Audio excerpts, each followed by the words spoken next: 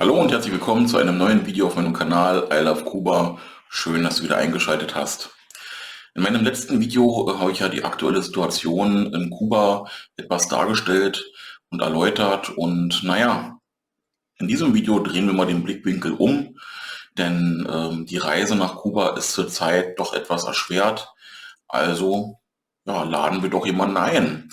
Ne? Also das Thema heute soll sein, wie man eine Person aus Kuba nach Deutschland einlädt. Nach dem Intro geht's los.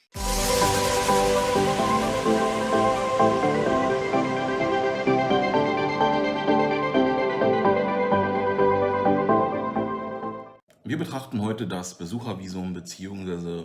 Schengen-Visa für Kurzaufenthalte. Seit dem 5. April 2010 regelt oder der Visakodex besser gesagt, eine geltende europäische Grundlage für die Erteilung von Visa für die Durchreise durch das Schengen-Gebiet oder für Kurzaufenthalte im Schengen-Gebiet von höchstens 90 Tagen in einem Zeitraum von 180 Tagen. Die Visa-Erteilung erfolgt durch die zuständige Auslandsvertretung. In unserem speziellen Fall also die deutsche Botschaft in Havanna. Doch ein Schritt nach dem anderen. Der erste Schritt von der in Deutschland lebenden Person ist der Gang zur zuständigen Ausländerbehörde. Bei der Ausländerbehörde füllt man eine Verpflichtungserklärung aus, welche besagt, dass man für die eingeladene Person bürgt, sie versorgt, sie versichert und für die Rückreise innerhalb der 90 Tage sorgt. Andernfalls können hier hohe Strafen anfallen. Für die Verpflichtungserklärung muss ich nachweisen können, dass ich all diese Punkte voraussichtlich erfüllen werde. Je nachdem, wie hoch das Einkommen oder die Ersparnisse sind, können geforderte Unterlagen variieren. Im Allgemeinen werden aber folgende Dinge zusätzlich zur ausgefüllten Verpflichtungserklärung gefordert: Die Ausweisdokumente von einem selbst und die Kopien der Ausweisdokumente von der Person, die eingeladen wird, ein Nachweis über das Einkommen bzw. Sparguthaben bei Arbeitnehmern durch die letzten 3 Nettoverdienste, bei Selbstständigen den letzten Steuerbescheid oder eine Bescheinigung über das ungefähre Nettoeinkommen der letzten 3 Monate. Dies wäre jedoch keine Selbstauskunft, sondern eine Bescheinigung durch einen Steuerberater, Wirtschaftsprüfer oder Rechtsanwalt. Bei Rentnern den Rentenbescheid, bei Arbeitslosen den Arbeitslosengeld-1-Bescheid. Weiterhin wird eventuell ein Nachweis über die Krankenversicherung gefordert und eventuell im Einzelfall auch weitere Unterlagen. Die Verpflichtungserklärung kostet 29 € und wird an Ort und Stelle ausgestellt, sofern alle geforderten Nachweise vorliegen und die Voraussetzungen erfüllt sind. Nun schicken wir die Unterlagen nach Kuba zur Person, die eingeladen werden soll. Diese hat in der Zwischenzeit optimalerweise bereits einen Reisepass anfertigen lassen. Sobald die Verpflichtungserklärung in Kuba ist, kann dort der Termin bei der deutschen Botschaft in Havanna gebucht werden. Denn ja, jetzt geht es um den eigentlichen Vorgang der Beantragung eines Schengen-Visa. Der Termin wird dabei online gebucht. Nun schauen wir uns mal an, welche Unterlagen werden hier benötigt, wobei wir uns das Schengen-Visa als Besuchervisum betrachten.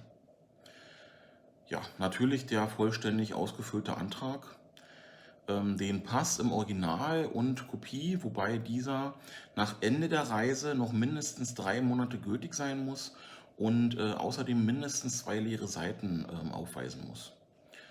Ein lose beigefügtes aktuelles Passbild, ja, die Verpflichtungserklärung natürlich, eventuell ein Verwandtschaftsnachweis, sofern der Grund der Einladung der Verwandtenbesuch ist.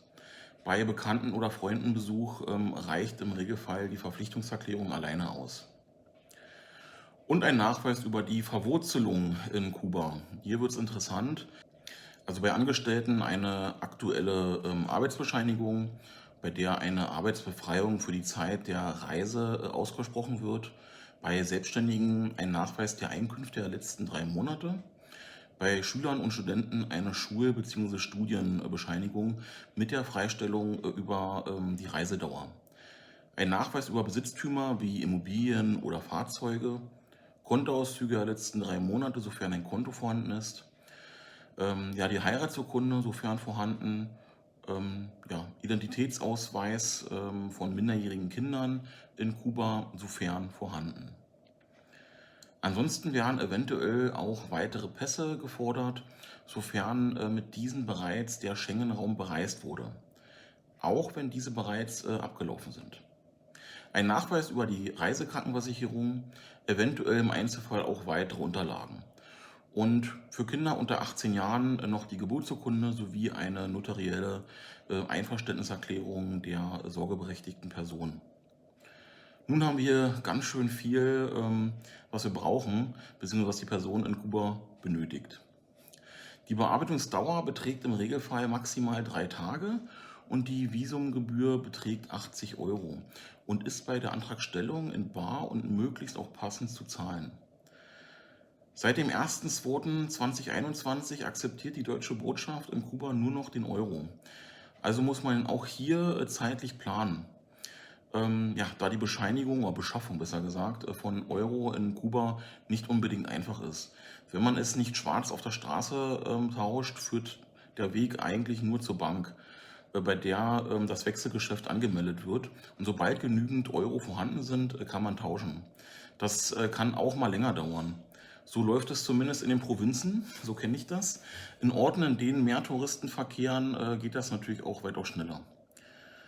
In der Auflistung der Dinge, die man für eine ja, Visa-Erteilung benötigt, habe ich ja auch die Reisekrankenversicherung genannt. Auch diese bucht man am besten in Deutschland.